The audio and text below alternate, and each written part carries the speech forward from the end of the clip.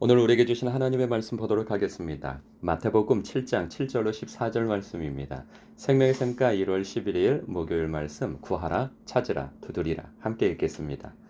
구하라 그리하면 너희에게 주실 것이요 찾으라 그리하면 찾아낼 것이요 문을 두드리라 그리하면 너희에게 열릴 것이니 구하는 이마다 받을 것이요 찾는 이는 찾아낼 것이요 두드리는 이에게는 열릴 것이니라. 너희 중에 누가 아들이 떡을 달라 하는데 돌을 주며 생선을 달라 하는데 뱀을 줄 사람이 있겠느냐? 너희가 악한 자라도 좋은 것으로 자식에게 줄 알거든 하물며 하늘에 계신 너희 아버지께서 구하는 자에게 좋은 것으로 주시지 않겠느냐? 그러므로 무엇이든지 남에게 대접을 받고자 하는 대로 너희도 남을 대접하라. 이것이 율법이여 선지자니라. 좁은 문으로 들어가라. 멸망으로 인도하는 문은 크고 그 길이 넓어 그리로 들어가는 자가 많고 생명으로 인도하는 문은 좁고 길이 협착하여 찾는 자가 적음이니라. 아멘. 오늘 말씀을 보면요, 예수님은 기도에 대한 우리의 그 태도, 자세를 가르쳐 주고 계심을 보게 되어져요. 구하라, 찾으라, 두드리라. 사실 같은 얘기를 반복하는 거죠. 점층적으로 구하고 찾고 두드리라. 그리하면 너희에게 주실 것이고 그리하면 찾아낼 것이고 그리하면 너희에게 열릴 것이니라 라고 하는 말씀 속에서 한 번 구하고 끝나는 것이 아니고 보통 그런 생각 같잖아요. 하나님께서는 우리의 마음을 다 알고 계시니 꼭 뭐 얘기해야 알아? 기도를 해도 뭐 한 번만 하면 되지. 한 번 해서 하나님께서 안 들어주시면은 그거 하나님께서 거절하시는 거 아니야? 이렇게 생각할 수도 있는 거죠. 그런데 하나님께서는 하나님 모든 것을 알고 계시는 하나님이심에도 불구하고 하나님 앞에 우리가 간구하여 이 간절히 기도하기를 원하신다 하는 표현을 여기에 담고 있어요. 보면은 이 마태복음의 이 기도에 대한 말씀을 가르치실 때 이것에 대해서 좀 부연 설명이 되어지는 예화가 되어지는 내용이 누가복음에 보면 이렇게 나와요. 11장에 보면은 예수님께서 이런 예를 들어주세요. 그 한밤중에 한 친구가 있었는데 그럼 한 마을에 사는 사람이 있었는데 그 중에 한 사람에게 손님이 온 거예요. 근데 밤중에 오게 되어지니까 뭐 대접할 음식이 없었던 거죠. 그때 가서 뭘 반죽을 하고 그러기에는 너무 늦고 그래서 대접하기 위해서 친구 집에 가서 떡 세 덩이만 빌려달라고 합니다. 그런데 이미 다 잠이 들었어요. 그래서 막 두들기고 그 친구한테 요청을 하니 이 사람아 지금 이 밤늦은 시간에 이게 웬 말인가 이 가족들도 다 깬다고 돌아가게 하니까 아주 간청하여서 문을 두들기면서 요청을 하는 거죠. 그러니까 그 친구가 결국은 내어준단 말이에요. 있는 것을. 그때 예수님이 이런 말씀을 하시죠.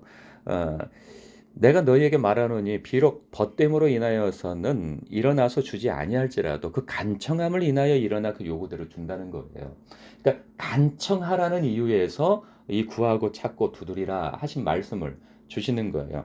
또 한 예가 있는데 그 예는 무엇이냐면 누가복음 18장에 보면 1절에 이런 말씀이 있어요. 예수께서 그들에게 항상 기도하고 낙심하지 말아야 할 것을 비유로 말씀하시면서 이 불의한 재판관에 대한 그 불의한 재판관은 어떤 사람이냐면 하나님을 두려워하지 않고 사람을 무시하는 사람이에요. 그런데 그 사람에게 간청하는 사람이 있었으니 이 사람이 가난한 과부란 말이죠. 이 여인은 이 재판관에게 뇌물을 줄 수도 없는 사람이고 아무런 도움이 될 수 없는 사람이에요. 그런데 이 재판관에게 간절히 호소하는 거죠. 나의 이 사건을 좀, 잘 돌아봐 달라고, 있는 그대로 돌아봐 달라고. 그래서 간청을 하니 이 여인의 이 재판에 관련되어진 것에 대해서 아주 그 도움을 주는 재판을 하게 되어지죠. 그러니까 불의하게 재판을 한 것은 아니고 이 여인이 억울한 사정을 있는 그대로 재판을 하여서 이 억울한 사정을 풀어주게 되어져요. 근데 그 과정 속에서 이 재판관이 그런 얘기를 하는 거예요.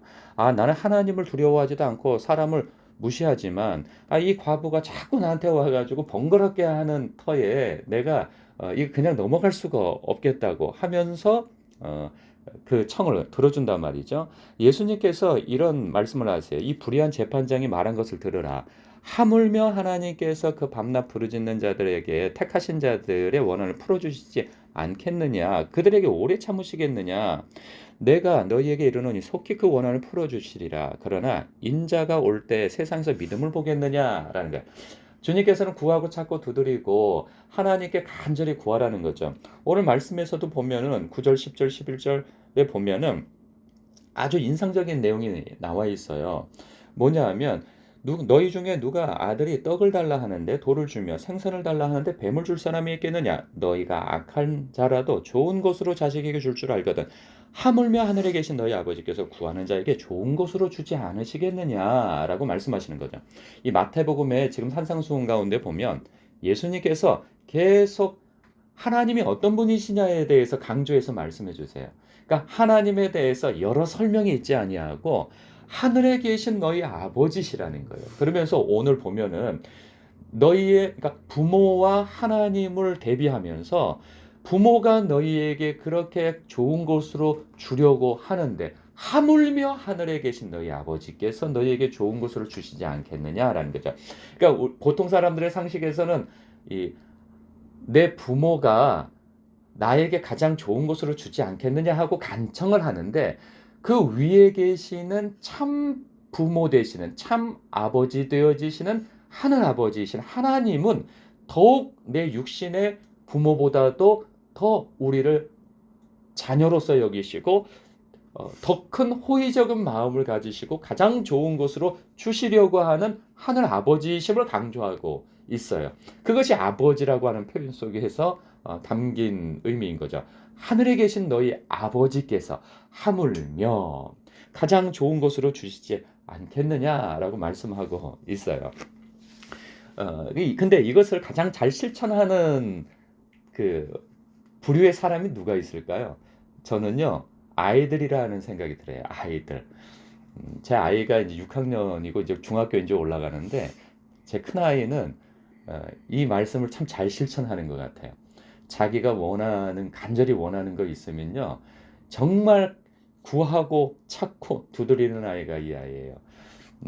그런데 하늘에 계신 하늘 아버지에게 구하는 것보다도 눈에 보이는 아버지인 저에게 굉장히 요청한단 말이죠. 그러니까 이 아이는 끊임없이 요청을 해요. 끊임없이. 그래서 한 번은 이제 몇 개월 전인데 자전거가 이 아이에게 있는데도 괜찮은 자전거거든요. 아주 비싼 자전거 누군가에게 선물을 받아서 그 아이에게 물려줬어요. 근데 처음에 잘 타고 다니고 좋아하다가 친구들 사이에서 그 픽시라고 하는 자전거가 있는데 사이클처럼 생겼어요. 근데 그걸로 기술을 이렇게 행할 수 있는 그런 자전거예요. 보통 자전거하고는 다른 자전거죠. 근데 이 자전거가 비싸요. 근데 그것을 당근에서 최고 싼 거를 골랐어요. 아버지의 사정을 보고. 그게 40만 원이에요. 초등학생이 40만 원짜리 자전거를 타는 것이 합당한가? 뭐 그런 고민도 들고 보통은 한 100만 원 정도 되는 건데 이게 당근에서 나온 거니까 좀 싸게 나온 거죠, 많이. 그런데 이제 뭐 그런 것도 그렇지만은 일단 제 경제 사정이 그것을 선뜻 사줄 수 있는 사정이 못 되는 거예요. 그래서 아이한테 이런 얘기를 했죠. 야, 아들아, 너 하나님이 너에게 할아버지이니 아버지이니? 근데 가만히 있어요. 봐라. 아빠에게 있어서 하나님은 아버지이시잖아. 그러면 아빠에게 하나님이 아버지이시면 너에게는 할아버지가 되니? 아니래요. 아버지래요. 들은 건 있어가지고 그건 잘 알더라고요. 그래. 아빠에게도 하나님은 아버지이고 너에게 있어서 하나님이 아버지이니 야, 그 하나님 아버지에게 우리 각자 타다 쓰자. 왜 너의 아버지에게 참 아버지에게 너 구해라. 너 기도해라. 나도 내 아버지에게 구할 테니까 너도 너의 아버지한테 구해라. 우리 각자 타다 쓰자. 하고 그렇게 기도하는 법을 가르쳐 주기 위해서 그 아이에게 그것을 놓고 기도하라고 그랬어요. 그랬더니 이 아이가 기도를 어떻게 하냐면 제 앞에서 해요. 꼭. 아버지가 이거 해주시면 안 돼요. 계속 한 달 내내 너 기도했니? 그러면은 기도는 했어요. 근데 이거 아빠가 들어주면 안 돼요. 계속 제 앞에서 통성 기도를 하더라고요. 그 아이는 올바른 거죠. 왜냐하면 하나님께서 그 하나님의 대리인으로서 부모를 세워준 거 아니겠어요? 그래서 결국은 이 아이가 명절에 그 친척 집에서 용돈을 탔어요. 그러니까 이래저래 다 모아 보니까 한 20만 원 되더라고요. 그래서 결국은 제가 그 20만 원과 20만 원을 더해서 그 픽시 자전거를 사줬죠. 어, 그러니까 이런 거죠. 구하고 찾고 두드리는 태도. 하나님께서는 우리의 기도가 하나님 앞에 서라 할지라도 우리의 간절함을 드러내는 것을 중요하게 여기신다 하는 거예요. 여러분, 그 복음서에서 예수님의 신성을 경험한 사람들의 특징을 보게 되어지면요, 간절하게 부르짖었던 사람들이 주님의 신성을 체험을 하게 되어져요. 예수님은 예수님 주변에는 많은 사람들이 예수님을 따랐어요. 수많은 사람들이. 그런데 예수님의 신성을 경험한 사람들은 극소수예요.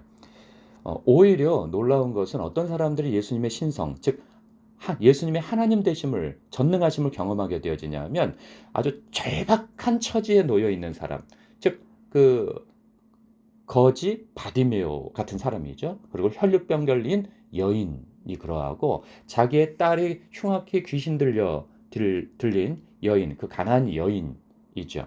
그리고 나병 환자. 이 사람들은 전부 다 아주 절박한 상황에 놓인 사람들이에요. 그래서 예수님을 만나야만이 그분으로부터 나의 문제를 해결받는다고 하는 그 절박한 상황 속에서 결코 뒤로 물러서지 아니하고 주변 사람들이 방해를 하고 심지어는 예수님께서도 아주 매정한 말씀으로써 자녀의 개를 취해서 개에게 던짐이 마땅하지 아니하다라고 말씀하심에도 불구하고 그 가나안 여인은 뒤로 물러서지 아니하고 올소이다. 그러나 주인의 상에 떨어지는 부스러기라도 그 개가 먹지 않습니까? 라고 하면 그 물러서지 않는 그 절박함을 표현할 때 예수님이 하시는 말씀이 무엇입니까? 동일하게 해주신 말씀이 있어요.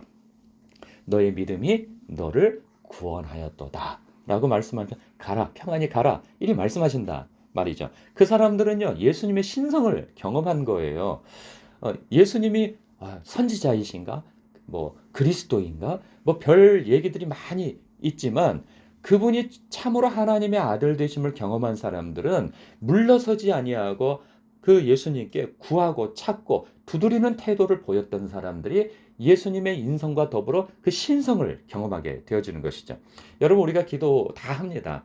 예수 믿는 모든 사람들이 다 기도하는 태도를 가지고 있고 기도하죠. 그런데 하나님의 하나님 되심, 하나님의 전능하심 되심, 그리고 그 하나님이 날 사랑한다고 하는 것을 체험하는 사람들은 어떤 사람인가? 바로 하나님 앞에 구하고 찾고 두드려서 응답받은 사람들이에요. 그러면 정말 하나님이 전능하심을 알게 되어지고 그 전능하신 하나님이 날 사랑하신다는 사실을 깨닫게 되어지는 거죠. 이런 사람만이 기도를 정말 재미나게 할 수 있는 사람이에요. 그리고 포기하지 않고 하나님 앞에 기도하는 사람들이 바로 이런 사람들인 것이죠. 여러분들이 바로 그런 여러분의 신앙 여정 속에서 하나님을 이렇게 체험하신 분들 아니겠어요? 여러분들 오늘도 하나님께서 이런 말씀을 주시는데 너희의 절박한 문제, 너희의 필요를 하나님 앞에 이렇게 간구하고 구하라. 이렇게 말씀하고 계시는 거예요. 이 말씀 앞에 여러분들 이 동기부여 받으시고 기도하시면 좋겠어요. 그리고 또 하나 13절, 14절을 보면은 좁은 문에 대한 생명으로 인도하는 문에 대한 말씀을 하고 계세요. 그거에 반대되는 문은 넓은 문이죠. 이것은 극렬하게 대조되어져 있는 표현이에요. 그러니까 좁은 문과 생명의 문은 예수님으로 볼 수 있는 거죠. 그리고 이 모든 사람들이 많이 들어가는 넓은 문, 사람들이 선호하는 이 넓은 문은 세상이라고 볼 수 있어요.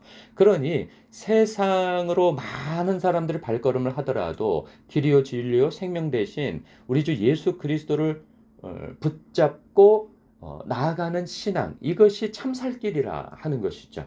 그러니 많은 사람들이 선호하지 않는 예수님의 말씀의 통치를 받고 그 예수님을 붙쫓아 살아가는 그 신앙, 그 삶이 그의 생명을 살려주는 길이다라는 말씀으로 해석이 되어질 수 있는 말씀이에요. 그런데 저는 이 말씀을 좀 이 기도의 맥락 속에서 이해를 한다면 여러분, 좁은 문은 먼저 넓은 문을 얘기하자면 많은 사람들이 기도하는 패턴은 무엇이냐? 내가 중심인 것이죠. 나의 필요, 나의 절박함, 이 문제를 가지고 늘 하나님 앞에 기도하는 거예요. 이 자체가 나쁜 것이 아니에요.